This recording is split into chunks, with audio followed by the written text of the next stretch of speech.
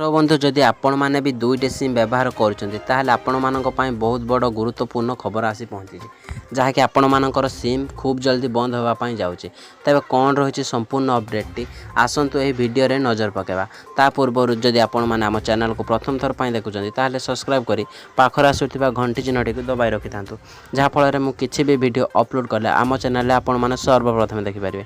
तो चलतु दर्शक बंधु जाणी ना अपडेट कौन रही देश में बर्तमान बहु संख्यार मोबाइल उपभोक्ता मानकर सिम बंद कर दि जाए जहाँकि विशेष सूत्रु खबर मिली जहाँकि 75 लाख भारतीय मोबाइल द्वितीय सिम को बंद कर टेलीकॉम ऑपरेटर सर्विस। यार मुख्य कारण है चलित वर्ष टेलीकॉम कंपनी गुड़िक टारिफ मूल्यर बड़ धरणर वृद्धि घटाई। अन्यपटे उपभोक्ता माने निज आड़ मोबाइल फोन सिम बंद करने संभव नुहे।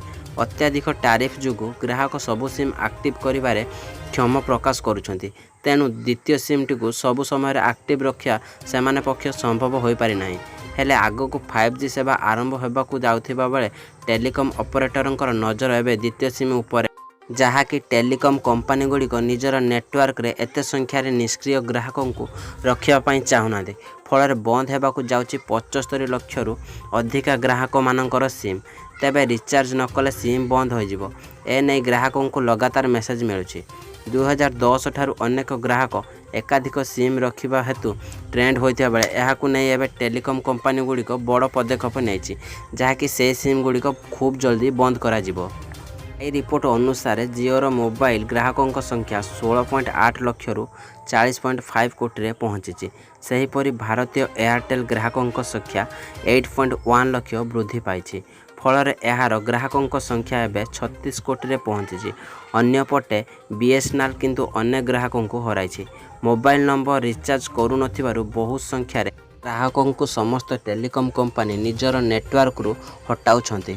वर्तमान टेलीकॉम कंपनी गुड़िक 5G स्पेक्ट्रम नीलाम पाई प्रस्तुत होउछंती एथिपाई सेमाने निज नेटवर्क रु अतिरिक्त भार हटाउछंती। पूर्वर विभिन्न टेलीकॉम कंपनी गुड़िक रिचार्ज दर कम करितबारु ग्राहक एकाधिक सिम रखिबाकू पसंद करुले हेले एबे रिचार्ज दर रे अहेतुक वृद्धि होइछि फल एकाधिक सिम रखिथिले भी गोटिए सिम को ग्राहक माने व्यवहार करुचंती अन्य सिम को रिचार्ज करने को इच्छा करूना तथापि एथिरे सेवा पाउछंती। एपरि हेबा द्वारा कंपनी गुड़िकर बहुत क्षति सोचुंती तेणु रिचार्ज होउनथिबा सिम को यथाशीघ्र बंद करने को टेलीकॉम कंपनी गुड़िक बड़ निष्पत्ति नेइछि। ताकि यही थिला किछि इनफॉरमेशन जदि वीडियोटी आपण मानको भल लागिथिबो ताले आपण मानको सांग साथी मानको सहित शेयर करबा पई जमारो भूलिबेनी। रहिली देखा परवर्ती वीडियो रे।